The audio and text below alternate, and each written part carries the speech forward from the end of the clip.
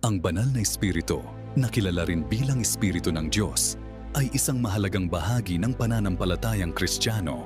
Narito ang ilang pangunahing katangian at papel ng banal na espiritu. Tagapagturo at gabay. Ang banal na espiritu ay nagbibigay ng kaalaman at pag-unawa sa mga mananampalataya. Siya ang nagtataguyod ng mga aral at salita ni Jesus at tumutulong sa mga tao na maunawaan ang mga ito sa kanilang buhay. Bunga ng espiritu. Ang banal na espiritu ay nagbubunga ng mga katangian sa buhay ng mga mananampalataya na kilala bilang mga bunga ng espiritu. Kasama dito ang pag-ibig, kagalakan, kapayapaan, pagtitiis, kabutihan, kabaitan, katapatan, kahinahunan, at pagpipigil sa sarili.